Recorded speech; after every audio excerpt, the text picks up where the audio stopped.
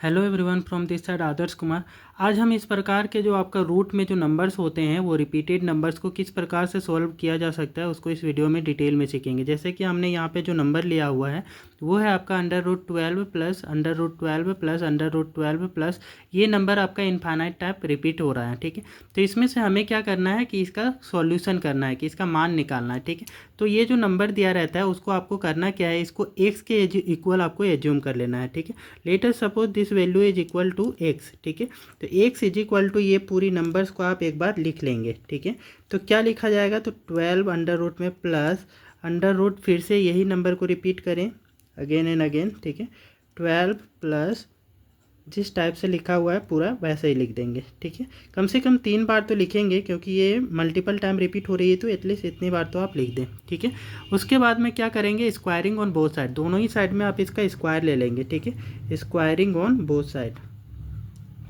Squaring on both sides.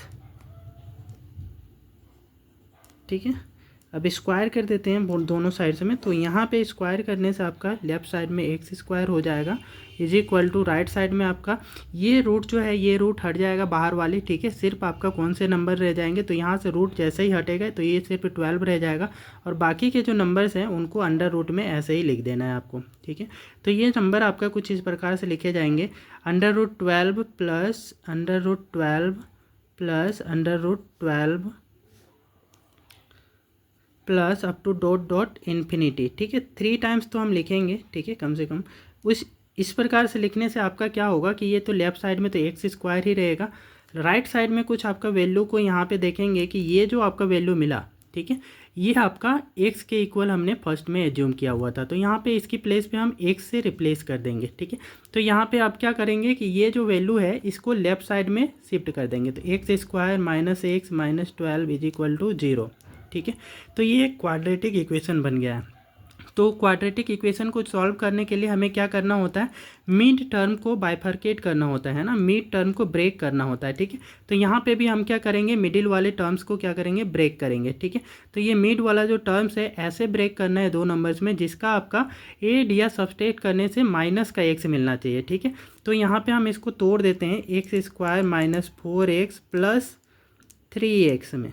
ठीक है, -12, तो इन दोनों को आप देखेंगे कि ऐड करने से क्या मिलेगा, माइनस का एक्स मिलेगा, -4x प्लस 3x करने से -x मिलेगा। ठीक है, अब यहाँ पे जो आपके दो नंबर्स हैं, ठीक है, यहाँ पे फैक्टर्स लेने हैं, पहले वाले दो। ठीक है, पहले वाले दो में से कुछ कॉमन हो रहा है तो आप कॉमन ले लेंगे, यहाँ पे x कॉमन फैक्टर है तो यहाँ पे x आप कॉमन लेंगे। ठीक है, इन दोनों से। ठीक है, एक्स स्क्वायर और -4x है तो ये बचेगा x -4 और सेकेंड वाले से 3 कॉमन ले लेंगे। ठीक है, तो ये बचेगा x -4। ठीक है, तो दोनों में ही आपका क्या बचे हुए हैं, तो राइट हैंड साइड में यहाँ पे फिर 0 बचा जाएगा। ठीक है, दोनों ही में आपका x -4 बचेंगे। ठीक है, अब ये फैक्टर और ये फैक्टर में दोनों में कुछ कॉमन आपको दिख रहा होगा, क्या कॉमन है, x -4। ठीक है, तो फिर से हम यहाँ से x -4 को कॉमन ले लेंगे। ठीक है, तो x -4 इससे जब कॉमन हो जाएगा तो यहाँ पे सिर्फ x बचेगा और सेकेंड वाले में x -4 कॉमन होने से 3 बच जाएगा। ठीक है, तो यहाँ पे आपके फैक्टर्स क्या क्या मिले, x -4 और x + 3।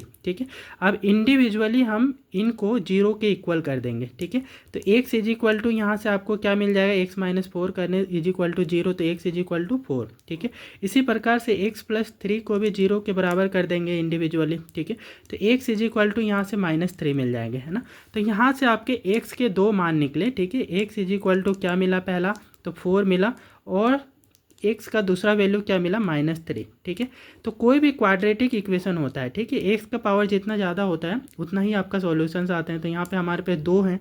ठीक है, x का पावर मैक्सिमम 2 है तो इसलिए 2 सॉल्यूशन आए। ठीक है, तो हमारा कुछ इस प्रकार से जो आपके इक्वेशंस दिए रहते हैं रूट वाले। ठीक है, कोई भी रूट वाला जो नंबर्स होता है और वो रिपीटेड होता है कुछ इस प्रकार से। ठीक है, तो अंडर रूट में और वही नंबर बार बार रिपीट होते रहता है तो उसका सॉल्यूशन हम सेम वे में करेंगे। ठीक है, तो सेम वे में करेंगे, लास्ट में जाके फैक्टराइज कर देंगे और फैक्टराइज करने से जो आपका यहाँ पे सॉल्यूशन होगा वही इसका आंसर होगा ये क्वेश्चन का। ठीक है, ये आपका एक्स क्या था, पूरा क्वेश्चन यही था, तो इसका ये आपका यहाँ से आंसर हो जाता है। ठीक है, तो ये वीडियो आपको अच्छी लगी है तो कृपया वीडियो को लाइक करें, शेयर करें और चैनल को सब्सक्राइब भी कर लें।